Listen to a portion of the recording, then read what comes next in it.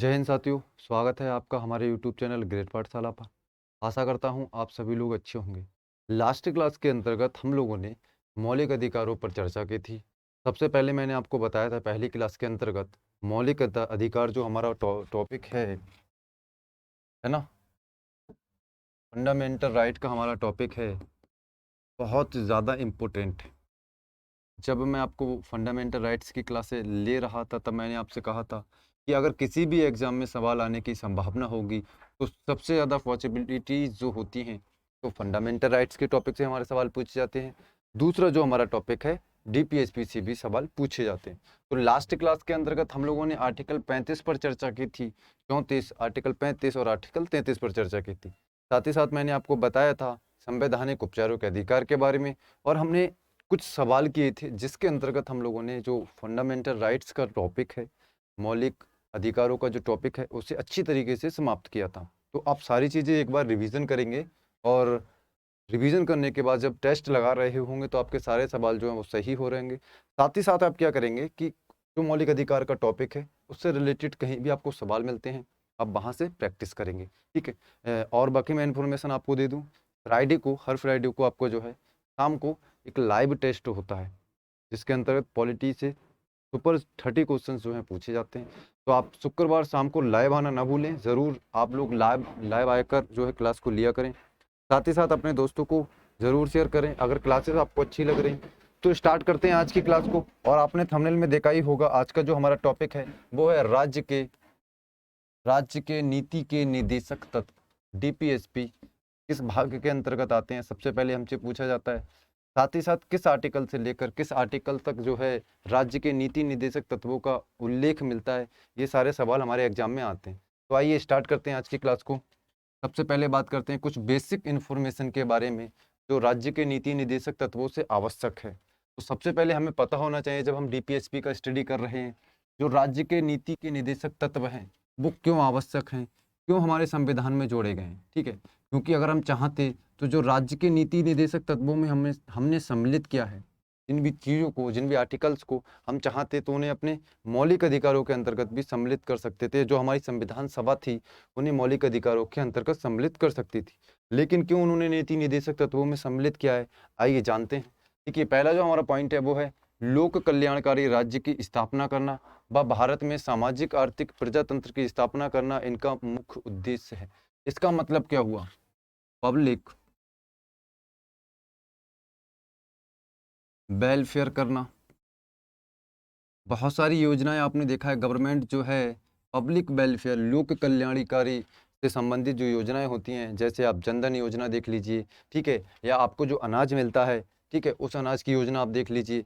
बहुत सारी योजनाएं जो होती हैं गवर्नमेंट चलाती है पब्लिक वेलफेयर के लिए। क्यों चलाती है? क्योंकि राज्य के नीति निर्देशक तत्वों में उल्लिखित है राज्य का कर्तव्य होगा वो लोक कल्याणकारी राज्य की स्थापना करे, ठीक है। नेक्स्ट पॉइंट है भारत में सामाजिक व आर्थिक प्रजातंत्र की स्थापना करना, सोशल एंड इकोनॉमिकल जो लोकतंत्र है उसकी स्थापना करना इसका मुख्य उद्देश्य होता है। फिर हमारा नेक्स्ट पॉइंट है, ये सारी चीजें हम पढ़ी चुके, सामाजिक आर्थिक और राजनीतिक न्याय प्राप्त कराने की। तो ये सामाजिक आर्थिक राजनीतिक न्याय है, यहाँ से सवाल पूछा जाता है। सामाजिक आर्थिक और राजनीतिक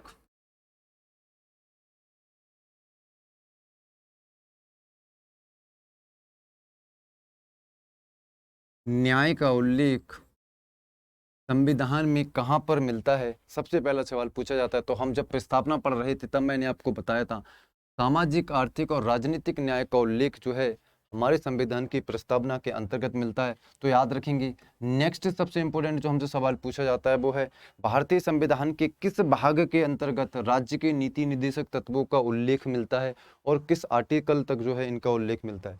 तो ये सारी चीज़ें आपको बहुत ज़्यादा इंपॉर्टेंट है। जो चीज़ें मैं इंपॉर्टेंट लिखता हूँ आपको सारी चीज़ें याद रखनी है। भारतीय संविधान के भाग 4 के अंतर्गत इनका उल्लेख मिलता है। साथ ही साथ अगर आपसे पूछा जाएगा किस आर्टिकल से किस आर्टिकल तक, तो आर्टिकल 36 से 51 तक जो है इनका उल्लेख मिलता है। एक बार हम जब बैकअप में पढ़ रहे होंगे चीज़ों को, तो सबसे पहले मैंने आपको बताया था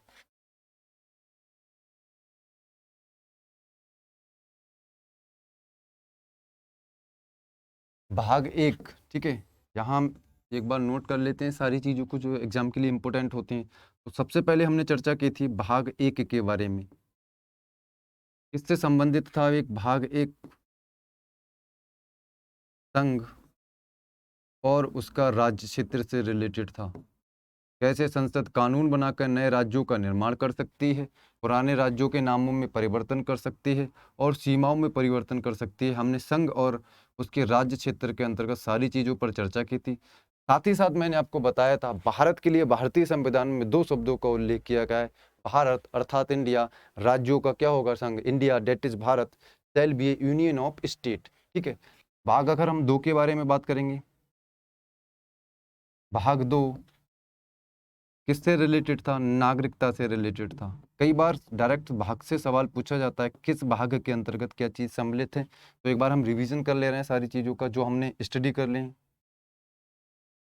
तो नागरिकता के ऊपर मैंने आपको बताया था कैसे हम देशीयकरण के द्वारा नागरिकता प्राप्त कर सकते हैं, जन्म के द्वारा कैसे नागरिकता प्राप्त कर सकते हैं और वंश के आधार पर किस प्रकार से हम नागरिकता को प्राप्त कर सकते हैं। साथ ही साथ नागरिकता की समाप्ति कैसे होती है और नागरिकता से संबंधित कानून बनाने का अधिकार किसके पास है। ये सारी चीज़ें हमने भाग 2 के अंतर्गत देखी थी। अगर हमसे आर्टिकल पूछे जाएंगे तो अभी हम आर्टिकल्स को भी नोट डाउन करेंगे। नेक्स्ट हम बात कर रहे हैं भाग 3 के बारे में, जो हमने लास्ट क्लास के अंतर्गत पढ़ा है, फंडामेंटल राइट, मौलिक अधिकार, ठीक है। 12 से 35 तक मौलिक अधिकारों का उल्लेख मिलता है और जितने भी महत्वपूर्ण आर्टिकल थे मौलिक अधिकारों से रिलेटेड सारी चीज़ें हमने भाग 3 के अंतर्गत पढ़ी थी। और आज से जो हम क्लास स्टार्ट कर रहे हैं वो है भाग 4, है ना। भाग 4 डीपीएसपी से रिलेटेड है, राज्य के नीति के निर्देशक तत्वों से रिलेटेड है। तो एक बार हम आर्टिकल्स की जब चर्चा करेंगे तो यहाँ आप लिखेंगे भाग 1 का अगर आपसे पूछा जाएगा, ठीक है, तो 1 से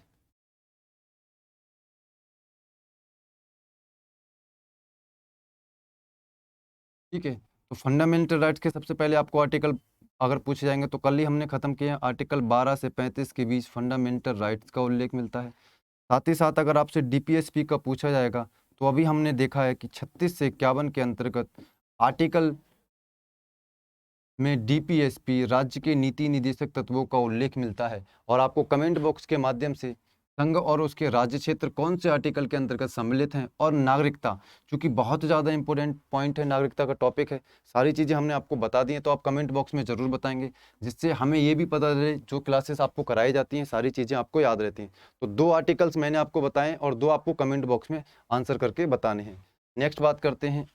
तो हमने ये सारी चीज़ें पढ़ ली कि भाग 4 के अंतर्गत उल्लेख मिलता है डीपीएसपी का, नागरिकता का भाग 2 के अंतर्गत उल्लेख है।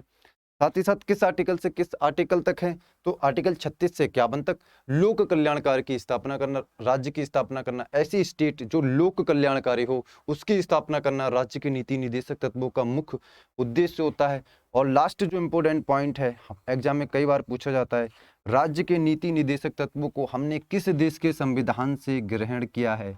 याद रखेंगे जो डीपीएसपी हैं हमने आयरलैंड के संविधान से ग्रहण किया है, बहुत बार ये सवाल पूछा गया है, ठीक है। तो ये सारी चीज़ें जितनी भी इंपॉर्टेंट है आपको याद रखनी है। नेक्स्ट बात करते हैं फिर अगले पॉइंट के बारे में, ठीक है। नेक्स्ट पॉइंट है, अगर बात की जाए डीपीएसपी की सिफारिश संविधान सभा में किसके द्वारा की गई थी, तो बहुत ज़्यादा इंपॉर्टेंट पॉइंट है और इन्हें सब जानते होंगे, बी एन रॉय के द्वारा संविधान सभा में राज्य के नीति निदेशक तत्वों के बारे में सिफारिश की गई थी कि भारतीय संविधान में जो डीपीएसपी है वो सम्मिलित होने चाहिए। सबसे पहले आपसे पूछा जाएगा सिफारिश किसके द्वारा की गई थी संविधान सभा में। याद रखेंगे संविधान सभा में सिफारिश बी एन रॉय के द्वारा की गई थी, ठीक है। ये संवैधानिक सलाहकार भी थे जब संविधान का निर्माण किया जा रहा था संविधान सभा के द्वारा। तो संवैधानिक सलाहकार जो थे हमारे वो बी एन रॉय जी थे, ठीक है। नेक्स्ट हमारा पॉइंट है, अगर आपसे पूछा जाएगा तो सिफारिश तो हम पूछेंगे तो किसने की है, बी एन रॉय ने की थी संविधान सभा में। इसके प्रारूप का निर्माण, तो दूसरा सवाल पूछा जाता है डीपीएसपी के प्रारूप का निर्माण, जो प्रारूप बना था डीपीएसपी से रिलेटेड किसने किया था। बहुत बार सवाल पूछा गया, स्टेट के जितने भी एग्जाम होते हैं उनमें तेज बहादुर सप्रू, कई बार हम क्या करते हैं इस सवाल को पढ़ते नहीं है, तेज बहादुर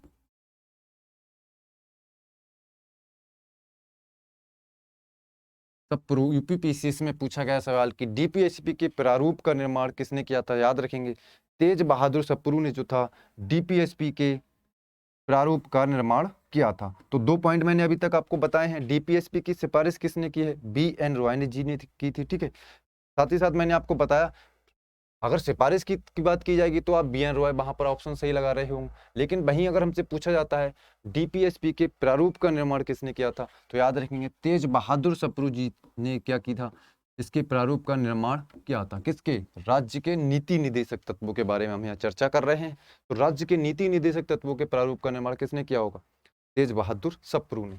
नेक्स्ट पॉइंट इंपोर्टेंट है, महात्मा गांधी के विचारों की अभिव्यक्ति क्या डीपीएसपी में दिखाई देती है। बहुत इंपॉर्टेंट सवाल है। एक बार सवाल पूछा गया था किस आर्टिकल के अंतर्गत, सवाल क्या था, किस डीपीएसपी में किस आर्टिकल के अंतर्गत, किस आर्टिकल के अंतर्गत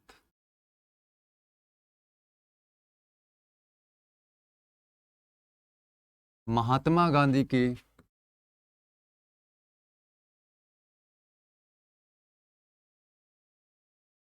विचारों की अभिव्यक्ति मिलती है।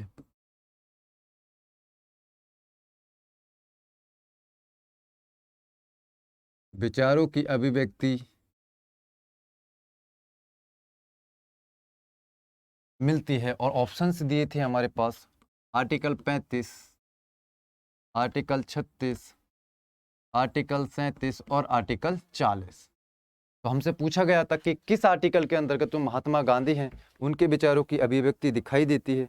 अगर हो सकता है ये पीडीएफ आपको दिख ना रहा हो, ये वाला जो पेज है हमारा, लेकिन मैं सारी चीज़ें आपको बोलकर बता रहा हूँ और लिखकर भी दिखा रहा हूँ, ठीक है। तो नेक्स्ट स्लाइड के अंतर्गत सारी चीज़ें आपको अच्छे से दिखेंगी। एक पेज में जो है मिस प्रिंट से जो है पीडीएफ में गड़बड़ हो गया, बाकी सारी चीज़ें दिख रही होंगी, ठीक है। तो एक बार समझने का प्रयास करेंगे और मैं नेक्स्ट टाइम कोशिश करूँगा कि हमारे जो पीडीएफ राइटर हैं वो इस सारी चीज़ों को ध्यान रखें, जो लिखने का प्रोसेस है वो थोड़ा सिंपल रखा जाए, सिंपल वे में, ठीक है। ब्लैक बैकग्राउंड के अंतर्गत येलो का इस्तेमाल करें अगर वो क्लास को देखें, ठीक है। तो डीपीएसपी में किस आर्टिकल में महात्मा गांधी के विचारों की अभिव्यक्ति मिलती है, तो भाई किस में मिलती है, तभी हम इस सवाल को कर सकते हैं जब हमें पता होगा किस आर्टिकल के अंतर्गत महात्मा गांधी के। तो याद रखेंगे ग्राम पंचायतों का उल्लेख, पंचायतों का उल्लेख किस आर्टिकल के अंतर्गत मिलता है, आपको कमेंट बॉक्स में बताना है। पंचायतों का उल्लेख है, ग्राम पंचायतें होंगी, ठीक है, ग्राम पंचायतों तो गठन से संबंधित कौन सा आर्टिकल है, ये सारी चीजें आपको बतानी होंगी। याद रखेंगे आर्टिकल 40 के अंतर्गत महात्मा गांधी के विचारों का उल्लेख मिलता है।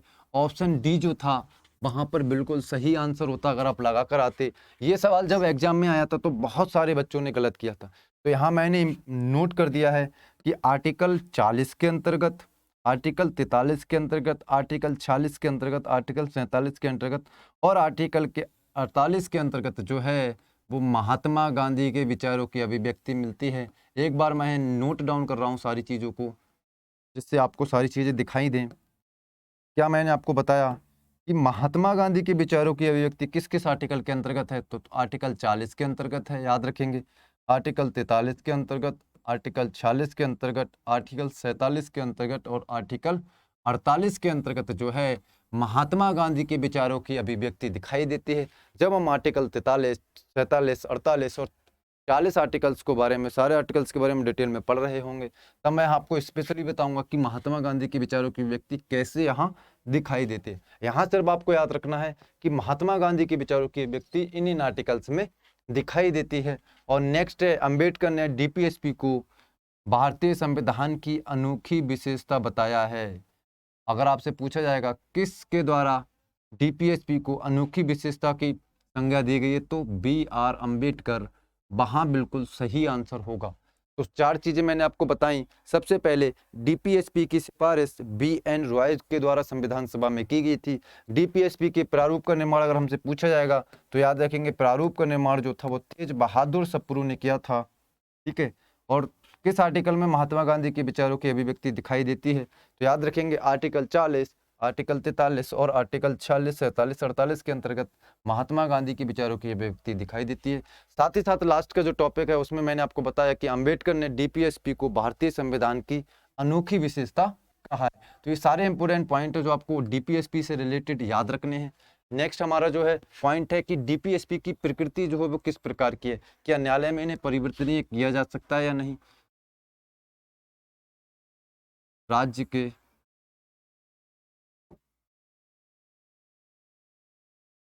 राज्य के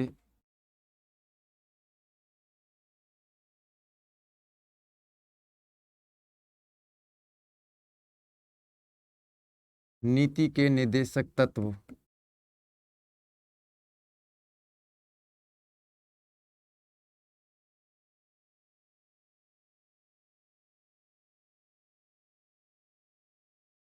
की जो प्रकृति है वो किस प्रकार की है। तो अभी तक हमने जाना कि जो हमारे डीपीएसपी थे हमने किस देश के संविधान से ग्रहण किए, साथ ही साथ उनकी ऐतिहासिक पृष्ठभूमि क्या रही है, किसने संविधान सभा में इनके निर्माण के लिए सहमति की थी, सिफारिश की थी, साथ ही साथ किसने किया जो है प्रारूप का निर्माण किया था। नेक्स्ट हमारा जो पॉइंट है वो है कि डीपीएसपी की जो प्रकृति है वो किस प्रकार की है, क्या न्यायालय में हम इस आधार पर जा सकते हैं कि हमारे राज्य के नीति निर्देशक तत्वों का उल्लंघन किया जा रहा है या उनके राज्य के नीति निर्देशक जो तत्व हैं उनकी पूर्ति नहीं की जा रही है, इस आधार पर क्या न्यायालय में जा सकते हैं। आइए इस बारे में जानते हैं। तो आप यहाँ पहला पॉइंट पढ़ रहे होंगे कि राज्य के नीति निर्देशक तत्व न्यायालय में परिवर्तनीय नहीं होंगे, राज्य का दायित्व होगा इन्हें लागू करना। तो मैंने आपको क्या बताया यहाँ से कि राज्य के नीति के जो निर्देशक तत्व हैं, मान लीजिए राज्य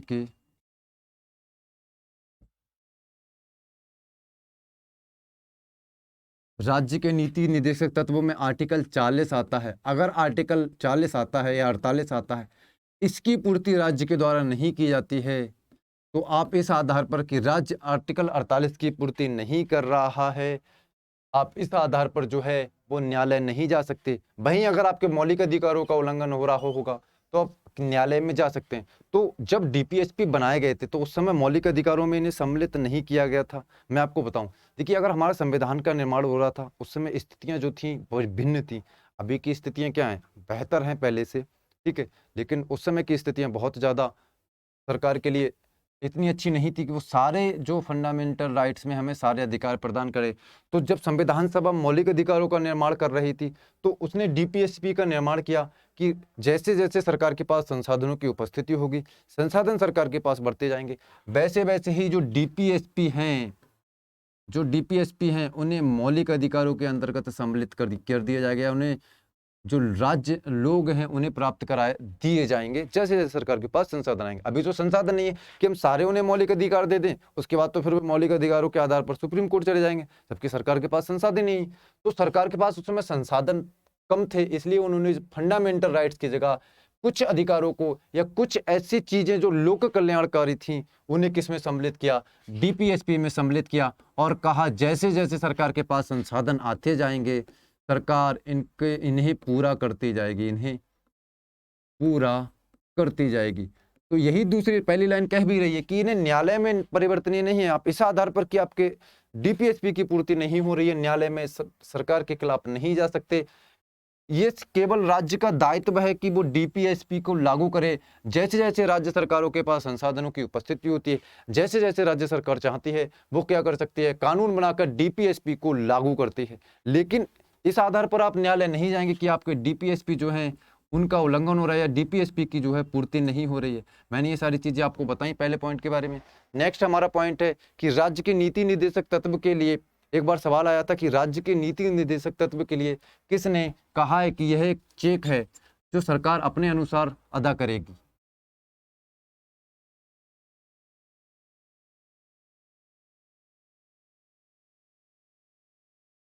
तो याद रखेंगे राज्य के नीति निर्देशक तत्व एक ऐसा चेक है जो बैंक की सुविधा के अनुसार अदा किया जाएगा। यह कथन केटी साहा का है। ठीक है, बहुत बार ये सवाल पूछा गया है।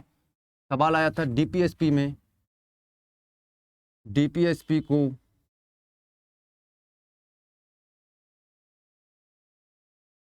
किसने कहा है कि वह ऐसा चेक है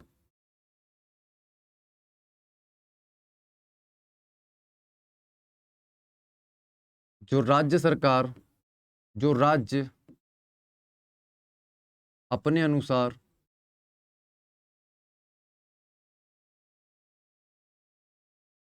अदा करेगी। तो ये जो ऑप्शन दिए थे केटी साहा, भार्गव जी, ठीक है, राजेंद्र प्रसाद जी और सरदार वल्लभ भाई पटेल, ठीक है, तो इस आधार पर आप क्या आंसर लगा रहे होंगे? वहां वहां केटी साहा का जो आंसर होगा वो सही होगा। क्यों उन्होंने संज्ञा दी है? क्योंकि ये राज्य सरकार के लिए कर्तव्य है, राज्य सरकार का कर्तव्य दायित्व है, ना कि कंपलसरी है कि उन्हें डीपीएसपी लागू ही करने हैं, ठीक है। तो इसलिए जब उनका मन होता है या सरकार के पास जब सुविधाएं होती हैं तो सरकार क्या करती है? डीपीएसपी को लागू करती है। तो ये सारी चीजें भी आपको याद रखनी है। नेक्स्ट पॉइंट की ओर चलते हैं हम लोग, ठीक है। नेक्स्ट जो है, राज्य के नीति निदेशक तत्व और मौलिक अधिकारों में अंतर है। जब हम राज्य के नीति निदेशक तत्व पढ़ रहे हैं, हमने ये भी पढ़ा कि जो राज्य के नीति के निदेशक तत्व है वो न्यायालय में परिवर्तनीय नहीं है। न्यायालय में इस आधार पर आप नहीं जा सकते कि सरकार राज्य के नीति निदेशक तत्वों का क्या है, पूर्ति नहीं कर रही है। तो यहाँ हम जानेंगे जो राज्य की नीति निदेशक तत्व हैं और मौलिक अधिकार हैं, इनमें क्या बेसिक डिफरेंस होता है। कई बार अंतर से जो सवाल पूछा जाता है, पहला पूछा आपसे कथन दिया जाएगा, क्या फंडामेंटल राइट्स की प्राप्ति नहीं होती है? आप न्यायालय में जा सकते हैं अगर आपके मौलिक अधिकारों की पूर्ति नहीं की जा रही है, तो क्या आप न्यायालय जा सकते हैं? दूसरा आपसे पूछा जा सकता है, अगर सरकार के द्वारा डीपीएसपी की पूर्ति नहीं की जाती या डीपीएसपी में जो भी आर्टिकल है उनका पूर्ति नहीं की जाती, तो क्या आप इस आधार पर न्यायालय जा सकते हैं? तो ये जितने भी सवाल होते हैं वो अंतर से रिलेटेड हैं। जब आपको डिफरेंस बेसिक पता होगा डीपीएसपी के अंतर्गत और फंडामेंटल राइट्स के अंतर्गत, तब इन सारे सवालों को, जो कथन कारण के सवाल होते हैं या आपसे कथन देके पूछाएगा निम्नलिखित में से कौन सा सुमेलित नहीं है, आप तभी बता सकते हैं जब आपको डीपीएसपी और फंडामेंटल जो राइट्स हैं उनमें जो अंतर है वो पता होगा। तो एक बार हम अंतर को भी जान लेते हैं। सबसे पहला अंतर है, देखिए अगर हम अंतर कर रहे हैं तो हमें पता होना चाहिए डीपीएसपी जो है वो किस राज्य के संविधान से लिया गया है और मौलिक अधिकार। तो पहला अंतर तो हम यही कर लेंगे कि आयरलैंड जो डीपीएसपी हैं वो आयरलैंड के संविधान से लिए हैं, जबकि फंडामेंटल राइट्स को यूएसए अमेरिका के संविधान से लिया गया है। पहला डिफरेंस तो बेसिक है, ये सारी चीजें पता ही है क्योंकि हमने पढ़ाई है। दूसरा जो अंतर है,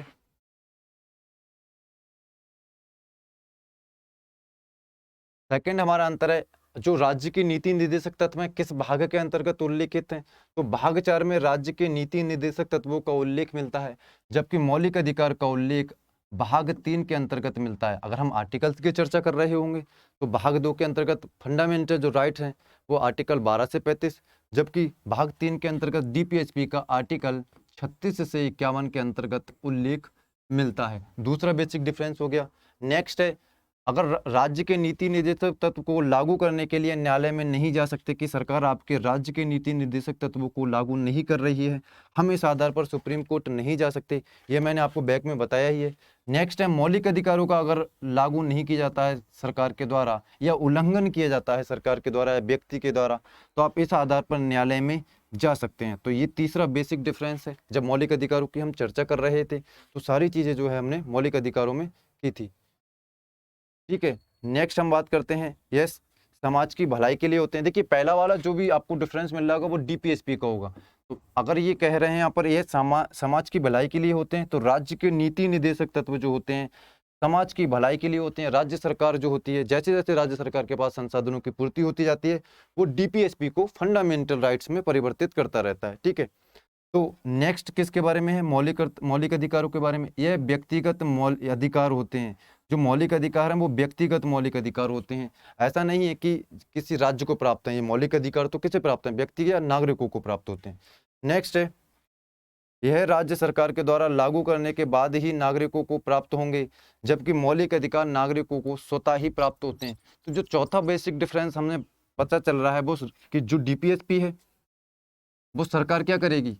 लागू करेगी, तभी आपको प्राप्त होंगे। जबकि जो मौलिक अधिकार हैं आपको स्वतः ही संविधान से प्राप्त होते हैं। किस आर्टिकल से अगर बात कर रहे होंगे तो भाग 2 में आर्टिकल 12 से 35 के अंतर्गत मौलिक अधिकारों का उल्लेख मिलता है। तो हमने अभी तक जितनी भी चर्चा की एक बार हम रिवीजन करते हैं। देखिए, सबसे पहले मैंने आपको बताया राज्य के नीति निदेशक जो तत्व हैं वो किस आर्टिकल के अंतर्गत सम्मिलित है। तो यहाँ से आपको सवाल किस प्रकार से याद रखने हैं कि भाग 3 के अंतर्गत, भाग 2 में तो नागरिकता है, भाग 3 के अंतर्गत मौलिक अधिकार आर्टिकल 12 से 35 के अंतर्गत उल्लिखित है, जबकि भाग 4 के अंतर्गत डीपीएसपी का उल्लेख मिलता है। किस आर्टिकल से किस आर्टिकल तक अगर आपसे पूछा जाएगा तो आप बताएंगे जो डीपीएसपी है वो आर्टिकल 36 से 51, जबकि मौलिक अधिकारों का उल्लेख आर्टिकल 12 से 35 के अंतर्गत मिलता है। तो नेक्स्ट मैंने आपको बताया राज्य के नीति निर्देशक तत्व जो हैं हमने आयरलैंड के संविधान से ग्रहण किए हैं। फिर मैंने आपको बताया कि संविधान में अगर सिफारिश की बात की जाएगी तो संविधान में जो सिफारिश है डीपीएसपी की वो किसने की थी आपसे पूछी जाएगी, तो आप वहाँ बता रहे होंगे संविधान में जो सिफारिश है बी.एन. रॉय के द्वारा डीपीएसपी की थी। साथ ही साथ डीपीएसपी के जो प्रारूप का निर्माण है वो अगर आपसे पूछा जाएगा किसने किया था तो याद रखेंगे तेज बहादुर सप्रू ने डीपीएसपी के प्रारूप का निर्माण किया था।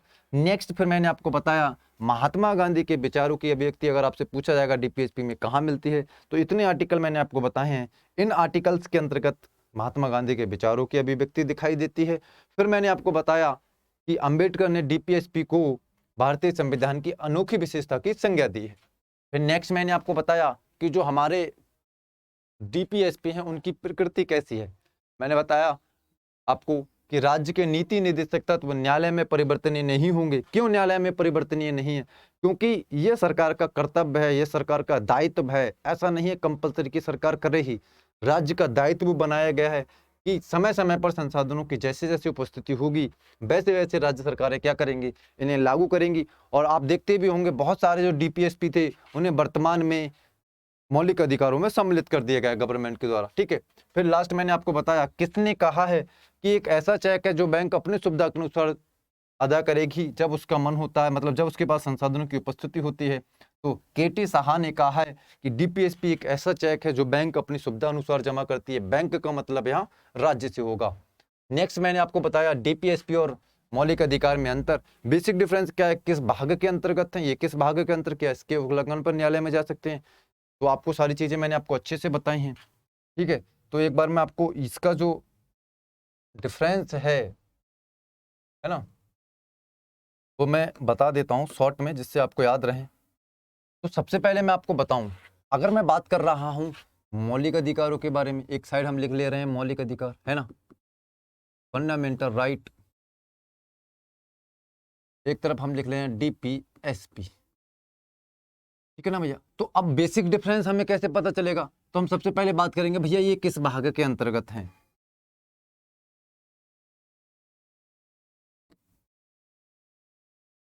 तो याद रखेंगे फंडामेंटल राइट जो होते हैं वो भाग 3 के अंतर्गत इनका उल्लेख मिलता है। किस आर्टिकल से किस आर्टिकल तक, तो याद रखेंगे आर्टिकल 12 से 35 के अंतर्गत मौलिक अधिकारों का उल्लेख मिलता है।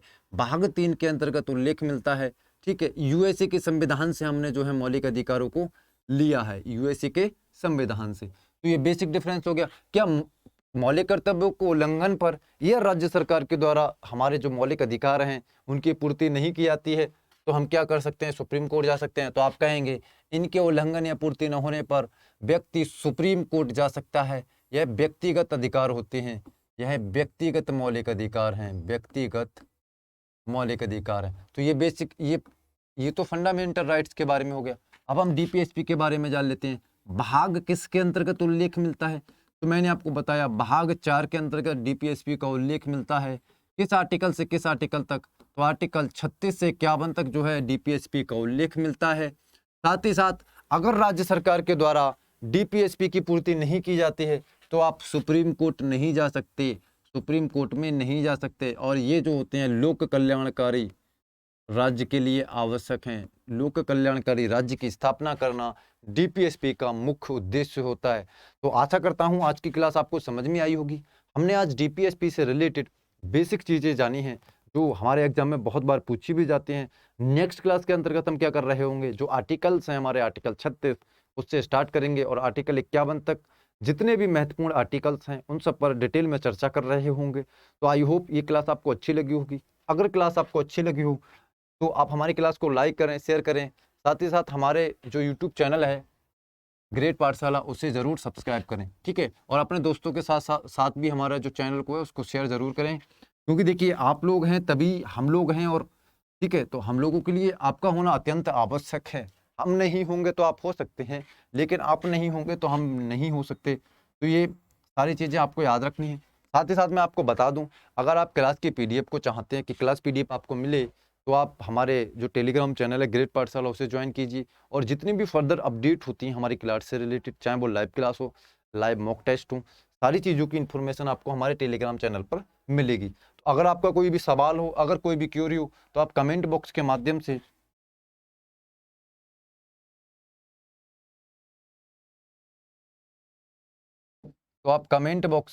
से ज़रूर हमें सूचित करें।